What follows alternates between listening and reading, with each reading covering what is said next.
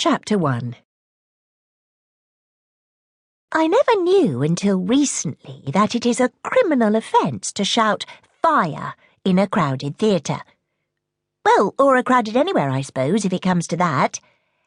Unless, of course, there actually is a fire, in which case you should probably shout just as loudly as you possibly can at the top of your lungs, like, "Fire!" It's just if there isn't one that it's criminal. I guess because you could cause panic and start a stampede, and people could get trampled on or even crushed to death, and then it would be all your fault, and you could be sent to prison. I was at the dentist when I made this discovery, sitting there with Mum, reading a magazine and trying to take my mind off the horrors to come. I am a bit of a wimp about the dentist. Mum knows this, so I think she was quite surprised when I gave this little bark of bitter laughter. Like, "Ha!" She said, "And what have you found that's so amusing?" Well, obviously it wasn't the idea of people being crushed to death. But all the same, it did strike me as funny, because quite honestly, with my family, you could bawl through a megaphone at 1,000 decibels and it wouldn't cause panic. Nobody would stampede. They wouldn't even bother to look up. I know this, because I've tried it. Last year, in the Star of Bengal, which is Dad's favourite Indian restaurant.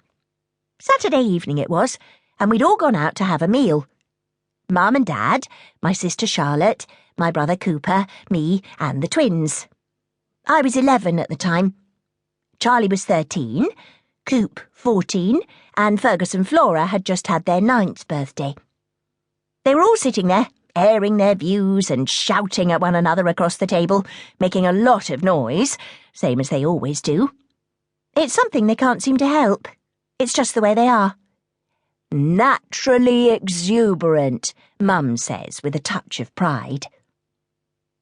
They all have these massive great personalities, the sort that come roaring at you like tidal waves, and they all have opinions.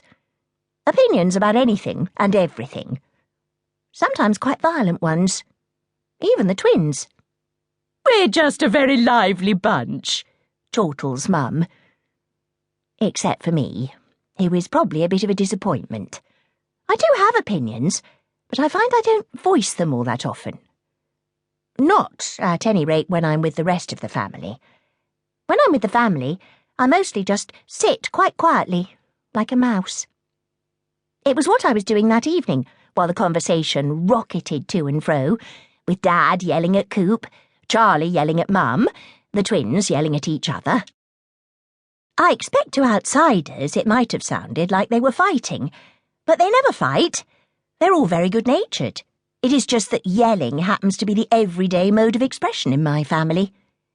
If there is anything you want to say, you have to join in and start yelling yourself to get their attention. Which, in the end, is what I did. I would far rather just have gone on quietly sitting there doing my mouse act, keeping myself to myself, but I knew that the time had come. I had to take action. I had to rise up and shout, "Fire!" Well, to be honest, I didn't actually shout, because we were sitting in a crowded restaurant and it would have been rude. Unlike the rest of my family, I do try to have some manners. And I didn't actually use the word fire for the same reason, crowded restaurant. I wouldn't have wanted to frighten people. Or to commit a criminal offence, though I didn't realise then that it was one.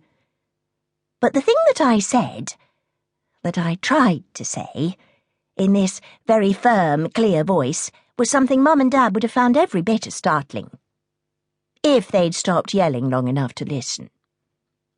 I got as far as, "Actually," and then Mum came crashing in over the top.